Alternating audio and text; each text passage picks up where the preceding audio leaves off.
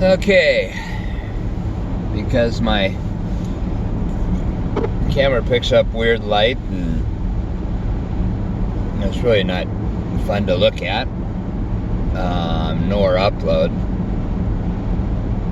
I've got everything kind of covered, but I'm on my commute. It's a Sunday morning. Good morning. And I thought I would do another little rant, because I was just hearing a news piece and they brought this up. What is it to be an American? If I was to ask you what it is that makes you American, the core value, the core of that, it doesn't even come down to a faith. It doesn't come down to anything. I'll just get right to the point. It's free speech. That's the reason why we have it in our First Amendment. Free speech makes us American. Yes, there's other countries that have free speech, but if you were to vocalize it or whatnot, it could get shut down, or it causes major problems. We've got free speech for a reason.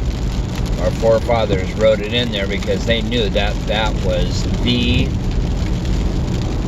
catalyst for thoughts and ideas, for prayers and wonders and hopes. They knew that. And they also knew that it could do progress.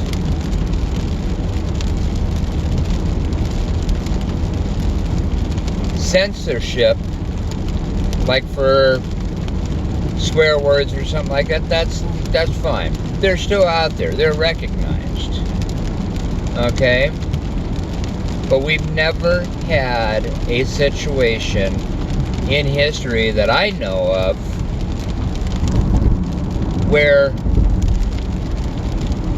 if a person was to turn around and lay complete favoritism towards journalism in one direction, technically they would be called un-American.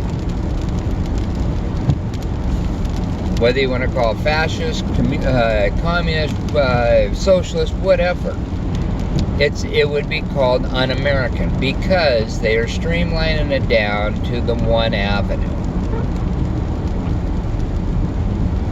We have never had a person sitting in the highest seat of the land that has done that until now. Just because you don't like the reality that you're hearing, and there is a reality. It's not my reality and your reality. Reality is sovereign. It's plain and simple.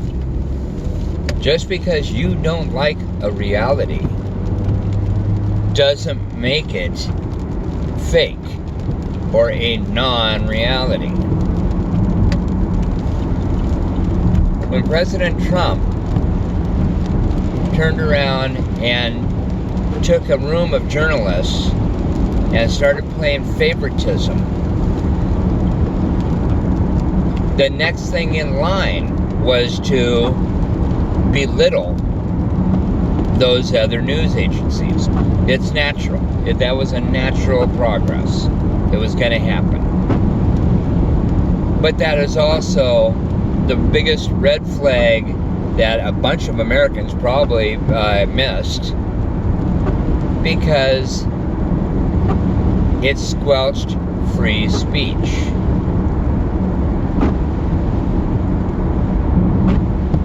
You can lean when you do a story. You can slant a little bit when you do a story. But if it's written out, you will notice that only one or two sentences can give you the story. And it's hard to really slant something because you're not getting a full picture. But if you turn around and say, I'm sorry, that is fake news, when all it is reporting the story and you don't happen to like it, that's un-American. Plain and simple. That is un-American. To turn around and streamline it down to only one avenue is manipulating. It is very, very, how should we say it? Belittling to what makes us American. And that is free speech.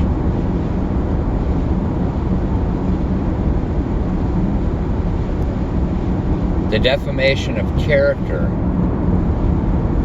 should have been seen years ago